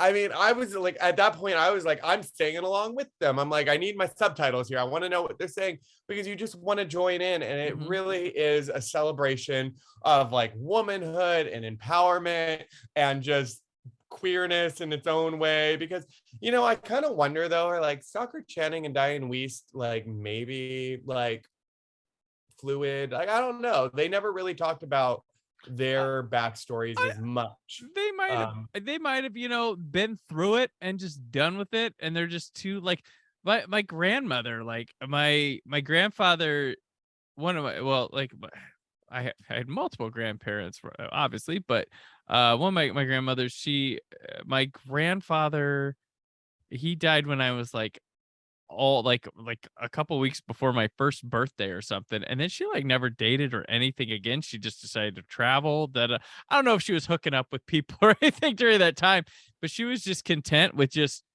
being herself, going out with. She had travel friends that she would go out with them, and just didn't seem to care. And maybe they're at that point too. I don't know. She just there was never any guy that I know. I mean, granted, I was a kid through this, but I figure her and I were pretty honest with each other about things. She'd have told me about that, but I think she told me she just didn't care. She had no interest. She had kids and grandkids and just wanted to, you know, she liked traveling a lot and doing stuff like that with the family and didn't need that. So maybe those two were at that stage. Probably. I feel like but I mean, like, they're still, to me, they're still young, because you said they were like what, 52 and 54, right? So, but you know, whatever it is, this movie didn't prioritize that or really care about it. The love story was really just primarily for Sandra Bullock's character, and Nicole Kidman. We don't know what her future holds in this whole thing, but we just know that she fell in love. Well, she didn't fall in love. She lusted over a very dominant, predatory, attractive, abusive man that was shitty and abusive, and they killed him and then like exorcised his demon. And the whole town came together to do so. You know, it's kind of like giving me a little bit of like Tu Wong Fu vibes too, when like Stockard Channing was beaten in God, I love Tu Wong Fu, which again was before its time, but Stockard Channing was beaten by a man in that movie, And it's even giving me chocolate vibes when like that one woman had the abusive husband and she like got out of or abusive boyfriend or husband and she got out of that and and Juliette Binoche's character kind of was like, I'm gonna protect you in this, or not protect you, but I'm gonna like get you out of it. So like all these movies in the like late 90s really just like were like, screw you, abusive men. Despite needing to be plot points. Anyway, the town banded together to get rid of this abusive man, and they didn't even question it. I just love too that it was a ghost or like a demon spirit, and the town was like, oh, I wish. And I think that other woman, after it's done, is like, wait, can we do that to my ex or something? Like, didn't she say that too? Like another woman was like, can we do this? Does this work on my ex too? The fact that they just, at the end of the day, they found their similarities were stronger than their differences. And they came together to take down a demon in this romance movie. And then of course, Aidan Quinn leaves the town and then comes back to the town, but he like absolves them of any murder, saying it was an accidental death.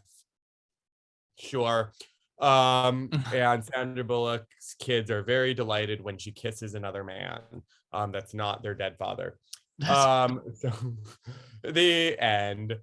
Yeah, this movie has, like, as you've noticed through our discussion, a little bit of everything. And while I was kind of discussing the plot and the things of it, we skipped past one of the best scenes in movie history, the midnight margarita scene, which they actually did drink, Sandra Bullock and Nicole Kidman and Diane East and Soccer Channing. But I think that scene is one of the best scenes filmed on camera to show like actual friendship and family. It felt so organic, so natural, the peaks and valleys of their laughter, and yet the little pointed and darted like jabs that they were taking at each other, yet through laughter and tears and just that release of everything they've been holding in on each other. And yet the criticisms were all coming from love, and Sandra Bullock being like, your special power is being a slut, or like, that's not a special power. Oh, yeah. A slut. And belching. them calling you what? And the belch. And the belch. It just, all that just felt real. Like I felt like I wasn't watching a movie. That scene doesn't feel like you're watching a movie. It feels like you're watching like an unscripted moment behind the scenes of just this family having a night together and bonding and sharing and releasing. And it's really beautiful to watch because they laugh with each other, they share things they like, they criticize each other, they get angry, they get annoyed, but they still realize everything's coming from a place of love. Nothing is coming from a derogatory, negative place. And then it's all disrupted when they realize that the alcohol they've been drinking is the demon alcohol that Jimmy likes, the dead demon. Right. So that and the ants just walk away and just kind of, and that's, again, the ants don't just go, what did you do? They go like, oh, we can't be bothered, and they just disappear off the staircase and let the two sisters deal with their own mistakes and then show up when they need to again. So it's just really a beautiful family moment that was actually filmed under the influence of tequila. Yes. I have to add to the so I mentioned it's written by Robert Swikord and Akiva Goldsman. Goldsman was coming off of Batman and Robin at the time. This was his follow-up to that. But he'd written The Client and Batman Forever and A Time to Kill. And then he wrote A Beautiful Mind right after this. But Swikord, she wrote the 1994 Little Women movie, and she'd go on to write Benjamin Button, Matilda. But she directed the movie, and I think she may have wrote too, Jane Austen Book Club. Have you seen that one? I have. So when I saw that note, when I noted that when I was looking her up and stuff, things started clicking, and I saw the Jane Austen Book Club on a plane flight probably like 15, 16 years ago, maybe. So, well, how old is that movie? I can't remember. but I was remember that there was like a cadence, like a structure and kind of feeling to a lot of the like sitting around in a kitchen or in a bedroom scenes that I was like feeling like this had too. So I feel like I think she should get some kind of credit for some of the strength of some of the how these scenes play out that we like so much. And I feel like her touch is coming through in a script that she co-wrote with, which I'm imagining Goldsman comes in to like maybe spruce up some of the like supernatural scenes or something like that. Yeah. I don't know what he would have been brought in for, but I couldn't find. But like I feel like all of the stuff we're highlighting, talking about with the relationships and stuff like that, I think the Swicord chord really, that's part of her touch, because I even though I saw Jane Austen Book Club, didn't really care for that movie, and it's so long ago, and on a plane, it struck a chord with me that there's some sort of semblance visually and audibly and on paper with it that goes with it, that I instantly struck a chord that I'm like, that person has something. There's a thing when you get one of her scripts or productions or something that she does bring to the table. So there's something I felt there, which maybe I'm off my rocker, but it was weird that No, clicked with me that makes sense. when I saw that. So definitely noticed it in the margarita scene. Anytime they're in like the kitchen, I was like, yeah, that's very much like this one scene I remember in Jane Austen Book Club, or this. Yeah. So yeah. There's So one scene in the kitchen that you just said, the kitchen that you read, that is also a brilliant line of dialogue that, now let's see, this is the fourth time I'm about to start crying. When Nicole Kidman's talking to the daughters, Sandra Bullock's daughters, they're making the syrup potion. And I'm forgetting what was leading up to it. They want to get rid of them. And she said something about like, okay, have you ever just like spun around really, really fast? And like that like moment where she's talking about like spinning around, like the daughter's like, of course I do that. It's like, okay, when you're doing that, like you need to find like a point to focus on, because if you don't, you're gonna like you're gonna spin and then you can't see where you're gonna fall.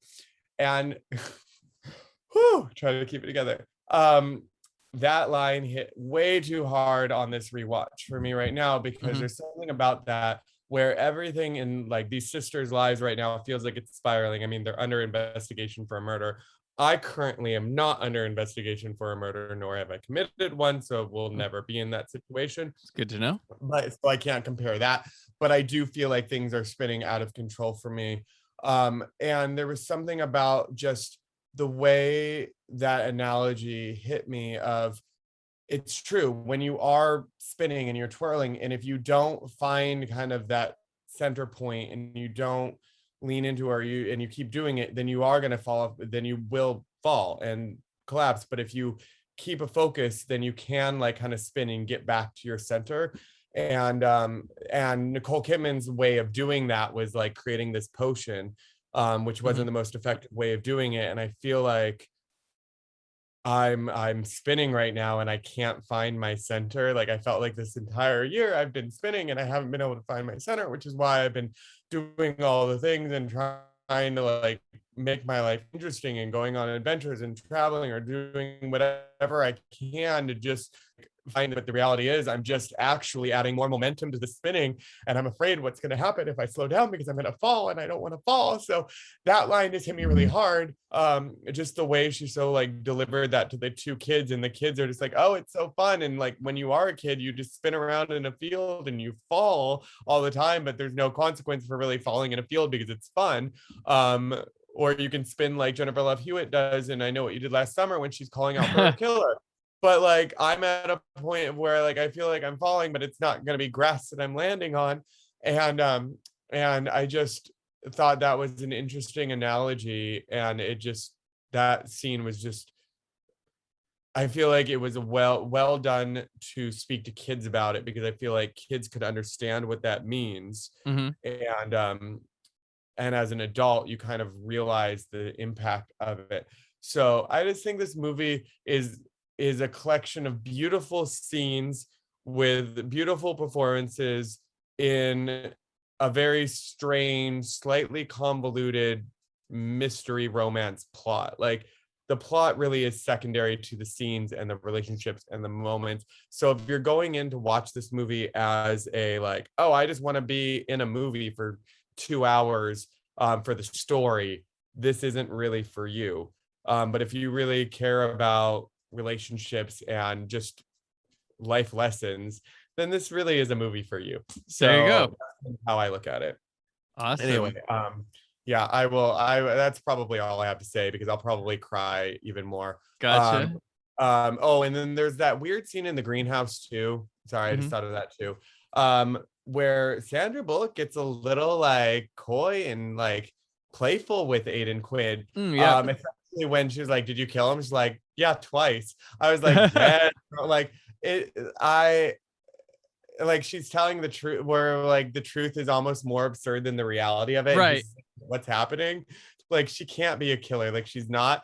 And that scene to me solidified their love. I think in that moment, I really felt the connection between the two of them, and Sandra Bullock kind of gaining her strength back a little bit in that coy little moment in the greenhouse. So, okay, that's all I have to say. All right. Did you know this movie had 2 scores? What do you mean? So they did a score on the original cut of the film, and then they yoinked it. And Alan Silvestri, who did the score to Back to the Future, among other things, came in and replaced Michael Nyman's score that was called, they said it was too European sounding and obtrusive. So Silvestri put it out, but it was too late because all the soundtrack albums had gone to pressing on CD. So when it first came out on disc, it didn't match anything in the movie. And so they had to release a volume 2 of the score for the movie because, like I said, the studio came in and tinkered it after that first cut, and the score went as well. So completely replaced. And there was also a so somebody like the cult aspect, classic aspect of this really did resonate. It was sent to pilot in 2004 for a TV series called Sudbury that didn't get picked up, with Kim Delaney and Jerry Ryan as Sally and Jillian, and also starring Kat Dennings and Asai Morales on the show as well. I love Kat Dennings. Did not get picked up. Everybody you just mentioned. So somewhere I tried to dig it up. Somewhere around there is a 45-minute pilot directed by Brian Spicer for this series that never happened. And then apparently back in 2019, HBO Max ordered a prequel series to pilot, but that has not surfaced at all. Well, maybe they'll listen to this podcast and realize that this movie has a lot to it, a lot more to it than they give it credit It's currently running on HBO Max, so they believe in it somehow. But yeah, so I mean, this movie, yeah, it definitely, when it came out, it did, like, I think the biggest problem with it is, so it only made 46 million domestic and 68.3 global, but this thing cost 75 million. Like, I don't think movies like this cost that much. Like this, if you'd asked me, like, how much do you think this costs, I would not have said 75 million. I'd have probably put it in the 30 max, and therefore would probably, so something put this in at 75 million. So came to be a cult classic, but while the critics didn't like it at the time, Blockbuster Entertainment Awards liked it, nominating it for 4 times, and a win for Stockard Channing as favorite supporting actress in a comedy romance. Yes, there was a thing called Blockbuster Entertainment Awards. I believe it aired on Fox back in the day, where it was just another Golden Globes-esque thing where, like, let's get celebrities in a place and nominate ones from movies the Oscars aren't gonna do. So they did that. But yeah, this movie, it carries a lot deceptively, because you think, I think the idea coming into it is like, oh, this is gonna be this bubbly little movie with Sandra Bullock and Nicole Kidman, and it's a much deeper there. I don't think it even allows you to let it be bubbly. Like, it gets dark, it gets deep emotionally. And it does have those bubbly fun moments, but they are sprinkled throughout. Like it's crazy to me that the Midnight Margarita sequence exists in the same movie as like the murder and then like the exorcism stuff going on. They like just it's weird, but like I said, I don't think it's totally off. I think it No. just has a lot to offer. And it has a lot of different things to offer because it does come from a book that contains all these events in a book, and no one's gonna read the book going, "Oh, this is totally off." It's just the story. That's how it comes out. Things can be more than one uh, genre or type within the movie. It's just kind of funny that I was reading all these reviews saying totally off, and I was like, no, I think this has a lot to. I feel like, and like you said it perfectly. Like this is a mini series crammed into like an hour 4 minutes. Is that what it was? 47. So yeah, that definitely, because the one episode you have the murder, the other episode you have and the cover up, and then you have so, and it could definitely give you that. I don't know, like I don't want to say is it would be appropriate, like paranormal Desperate Housewives vibes kind of thing. It Yeah, could be. it really could. So where you could get things like that where it gets real serious, but we have some fun here and there.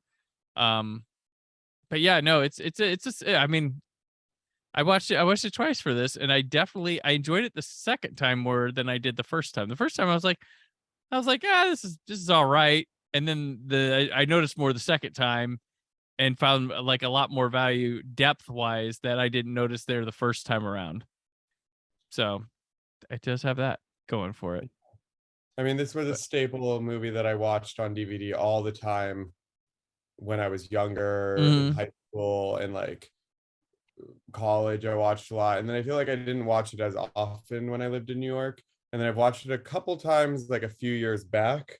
But this is the first time I've watched it in probably like 3 or something years. And in the past 3 years, so much of the world has happened, and like my own growth and relationships and other things. So I connect with, as I said earlier, I connect with Sally so much more today than I did when I first watched the movie.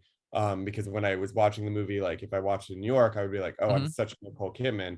But I realized I was using my Nicole Kidman aspect to mask the inner Sally within me. So yeah, there was a lot of this movie. Yeah, Greg suggested this movie. I didn't push him through this.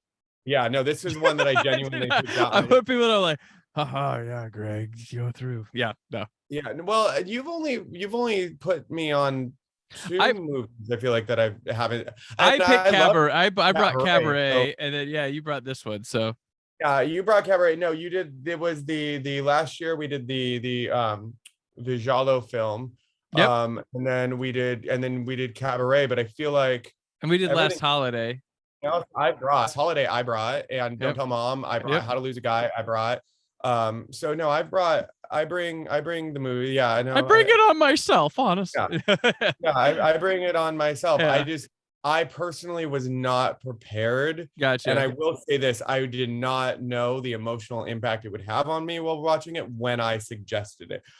Because I was going to suggest this a long time ago, but then I was like, oh, I want to do this. I want to do this. And then I just thought of it when we talked about I Know What You Did Last Summer. And I rewatching it, I was like, oh, nope, not ready for this, but here we go. Let's do some let's do some reflection now. And whoo, it hit hard. So I love this movie. I find it more powerful now than I did when I was younger. And I think all these actresses were charming and delightful in it. I gotta say, sorry to cut my joke, but when you say all the actresses, this is like peak Nicole Kidman, might be one of the most beautiful women in the world era, from like Batman Forever to Die For. Yeah. There's another one. This movie that's like just like stunning. She walks in the room, everybody's like, whew, like just bam, right through here. And I loved her in this. That my favorite scene was when she first went to go work in the shop, and she's there doing her toast, smoking a cigarette in the shop. Oh, I thought it was great. I loved her right there. I was like, oh my gosh, this is great. Now I'm trying to look up. So yeah, Sandra Bullock has already established herself by this point as the rom-com queen. So is that where their budget went to get Nicole and Sandra? Because Probably, yeah. Sandra Bullock has already done Speed. She already did While You Were Sleeping. Mhm. She already did The Net. She already did A Time to Kill. She did Hope Floats already before this movie. So yeah, this is, I mean, and Nicole Kidman she had To Die, the year of To Die For, Batman Forever, and was coming off, she had filmed Eyes Wide Shut, but it had not really, she filmed this after Eyes Wide Shut, and then Eyes Wide Shut came out the next year. She had Peacemaker with George Clooney, but she was coming into her own, because she was at the time Tom Cruise's wife, but she was breaking out into her own, starting with Batman Forever. They became Nicole Kidman movies that she was going to be in. Before, she was like a nice piece to an ensemble cast.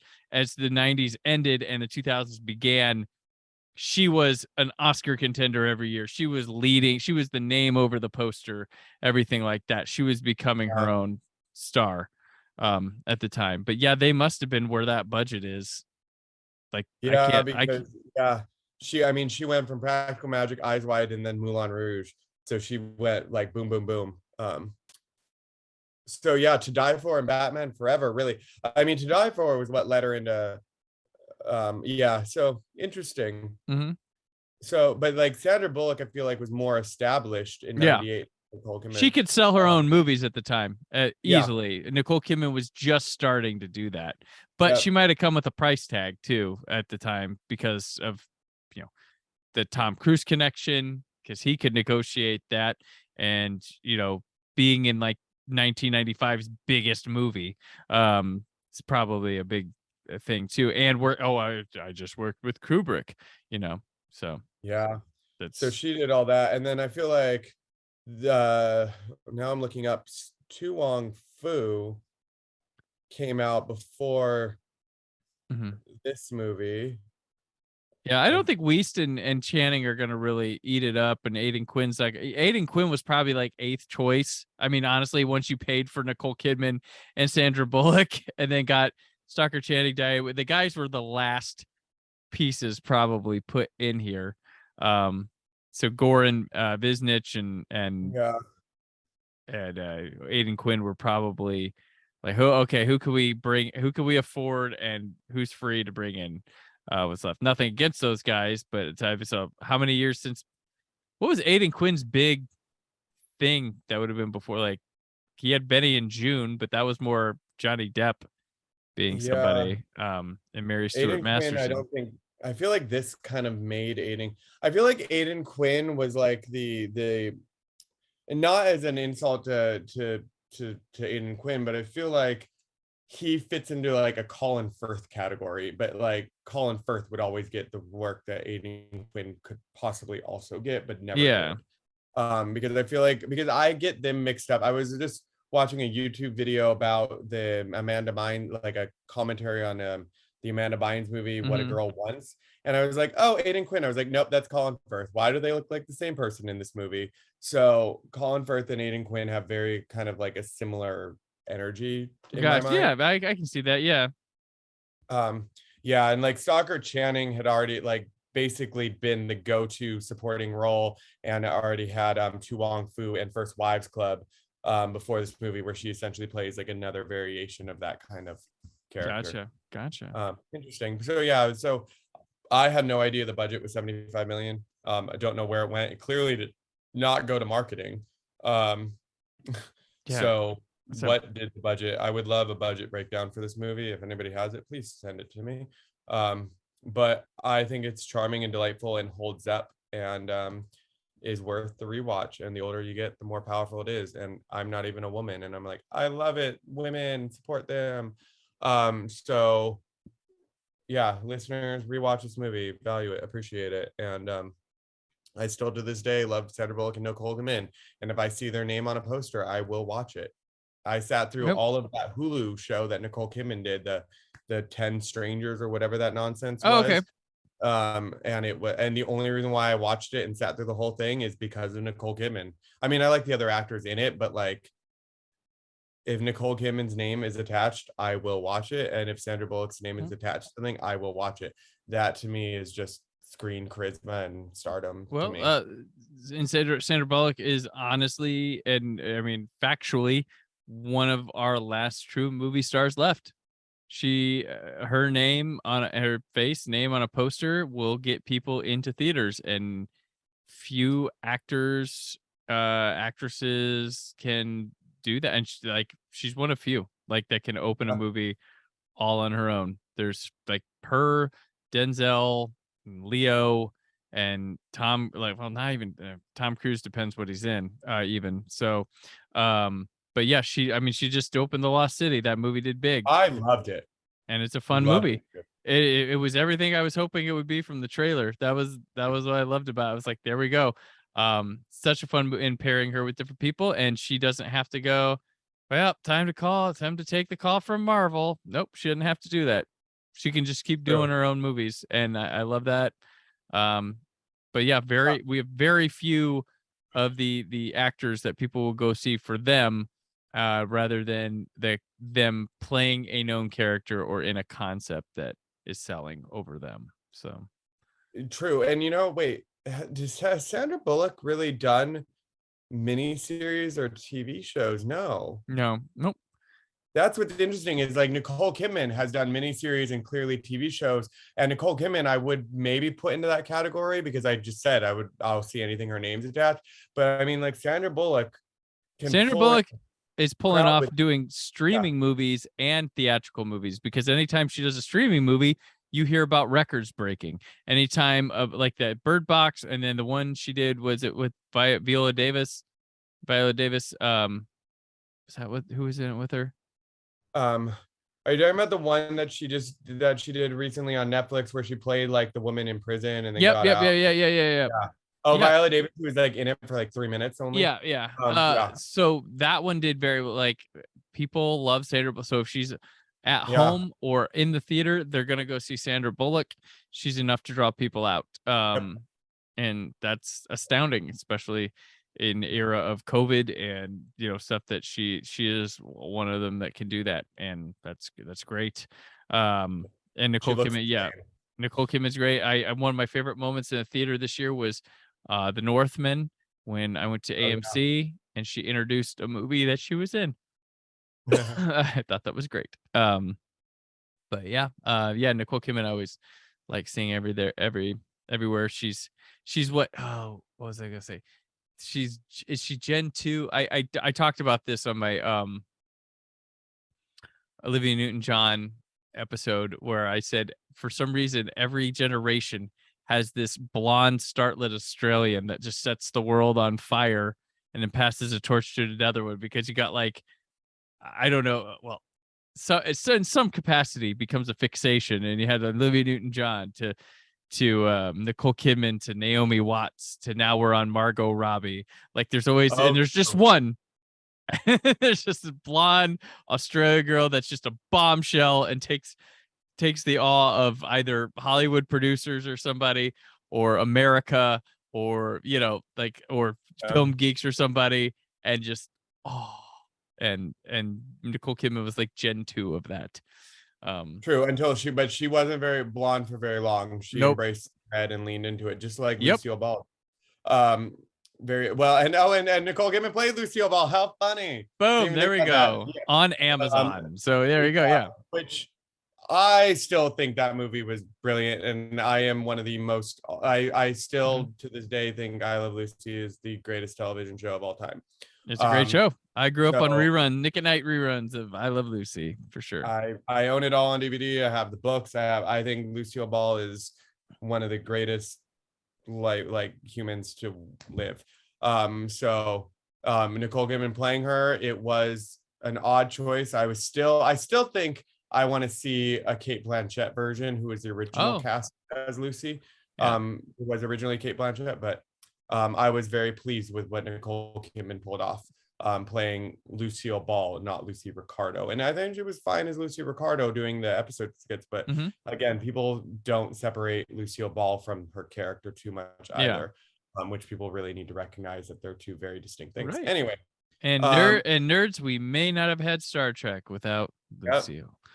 So, all right. Well, Greg, this was wonderful. And you got deep and personal. Like we tend to love here. But and seeing another side, the thing I like, I want to say, like, I love when you go off on, like, I like when you go off of these. I love talking to these about you because I gain a different angle and appreciation for some of these that I might not have had before, and grow a little more fondness to some of these movies that we talk about and stuff. And I really like that, and that's why I'm like, oh, okay, I'll dig into practical. I'm probably gonna like Practical Magic a lot more after this than I would have before. So, but thank you for opening up, not being afraid to like just be yourself and share your feelings and your experience.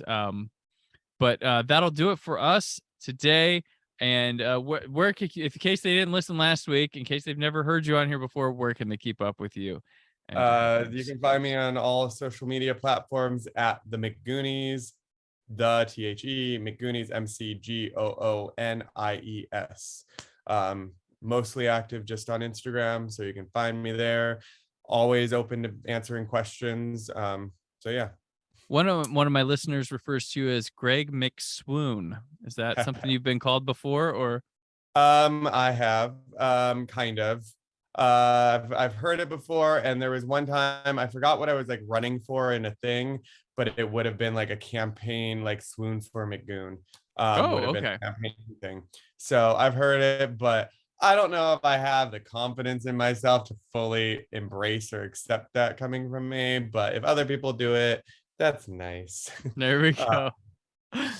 All right. And I'm on Twitter and Instagram at Brand4KUHD, written work on whysoblue.com. Next week, Jessica's back, and we will be discussing the WNUF Halloween special. And this is kind of interesting because this is the first movie I have dedicated an episode fully to that I did on my other show back in the day, but that was like 6 years ago. So it's like new again. And of course, Old Space Show Wednesday. And as always, stay film positive.